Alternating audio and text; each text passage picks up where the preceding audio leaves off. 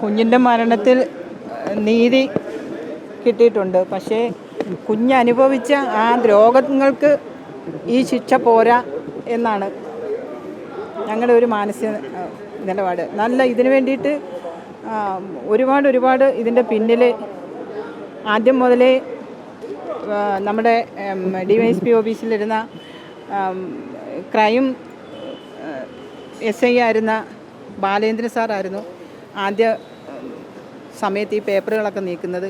അതോടൊപ്പം ഞങ്ങൾക്ക് കിട്ടിയ പ്രോസിക്യൂഷൻ ഞങ്ങളെ എത്ര പറഞ്ഞാലും മതി വരില്ല.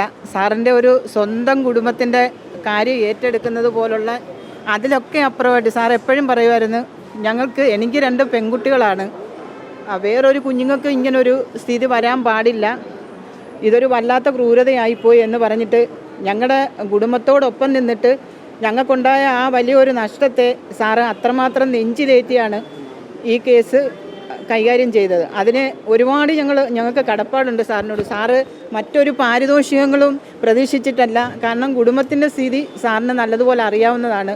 പാരിതോഷികം ഒന്നും അല്ലായിരുന്നു സാറിൻ്റെ പ്രതിഫലം.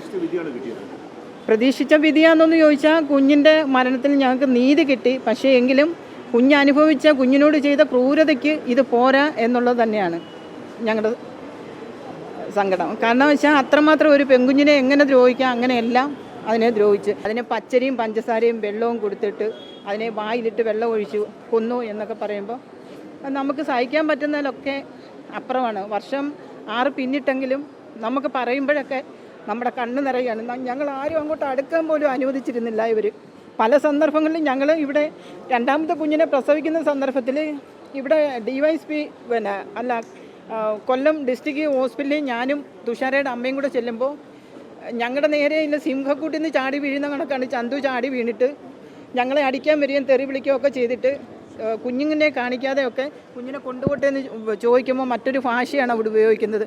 അതിനുശേഷം ഞങ്ങൾ ചാപ്പറയ്ക്കും നീണ്ടകരയ്ക്കും ഇടയ്ക്ക് ചെല്ലുമ്പോൾ ഈസ്റ്റ് പോലീസ് സ്റ്റേഷനിൽ നിന്ന് വിളി വരുന്നു, എൻ്റെ പേരിൽ കേസ് കൊടുത്തു, കൊച്ചിനെ കൊണ്ടുപോകാൻ ബലപ്രയോഗം നടത്തി എന്നൊക്കെ പറഞ്ഞിട്ട്. അങ്ങനെ ഞങ്ങൾ ഒരുപാട് പീഡനങ്ങൾ ഇതിനകത്ത് സഹിച്ചു. അപ്പോൾ നീതി കിട്ടിയോ എന്ന് ചോദിച്ചാൽ നീതി കിട്ടി. പക്ഷേ കുഞ്ഞനുഭവിച്ച ആ ഒരു ഇതിന് ഞാൻ വീണ്ടും പറയുകയാണ്, ഇത് പോരാ എന്ന് തന്നെയാണ് ഞങ്ങളുടെ കുടുംബത്തിൻ്റെ അഭിപ്രായം.